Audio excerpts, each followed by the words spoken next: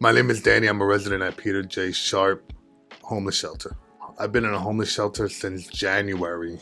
After battling drug addiction, I chose to go there to try and better myself and make the next right choice. When I was 16 years old, I got into a car accident. I had a TBI, which is a traumatic brain injury, which you can see the scar over here. I had brain surgery. I was in a coma for like 2 months. I had frontal lobe damage, which affects impulse and memory loss. Would see my mom struggling, to support my sister and myself. And I didn't like asking her for money, so I felt like I had to be a man and make my own money. I started selling drugs.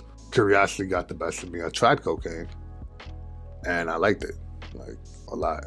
It took away my pain, my anger, my depression, whatever you want to call it. When my mom passed away, I didn't care about anything. I didn't even care about myself. I was using more than I was selling. Ended up getting arrested. I got sentenced to 3 to 5 years in prison. Out of that, I did 6 months because I did a program called Shock, which was like a military boot camp thing. So when I got out, I was doing great. I got a job. I was following all the rules of parole. Eventually, I got arrested again. Kept going, repeating my cycle, come out, do the right thing, go back for a little bit, then whatever. It's a blur to me, unfortunately, how much time I spent incarcerated between, like, how many birthdays, how many Christmases, how many Thanksgivings, whatever. Went back to cocaine, selling it, using it, And one of my customers actually gave me a cat. I was never a cat person until I got my cat, which his name is Prince, by the way. I fell in love with him, and then I learned how to love again, which is weird. It was a weird thing.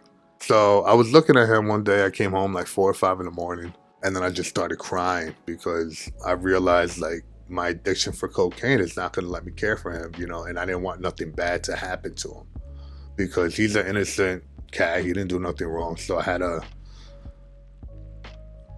weigh out my options. So I went to rehab, and while I was there, I really did some, thinking and contemplating what is going to be my next move, because I could come out and do the same thing, but I'm going to get the same results, going back to selling drugs, using drugs, committing crimes, whatever it is. I'll be arrested eventually.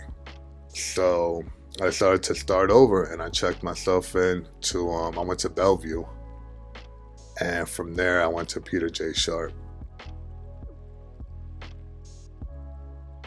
Anything they had to offer, whether it was work, housing, anything that could better myself, I would take interest to. A few people from Care from the Homeless were there, and I spoke to them, and they asked, like, do you live here? I'm like, yeah.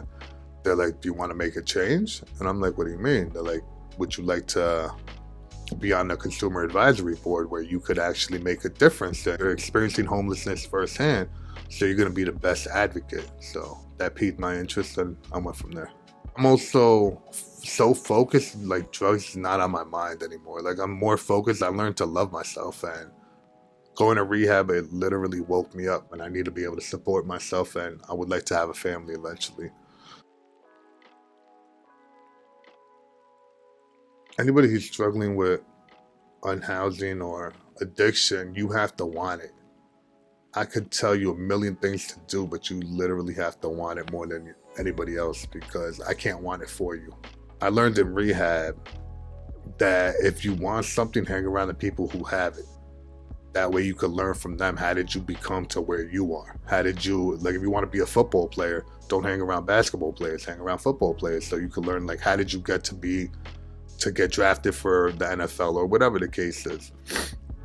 And that's my advice.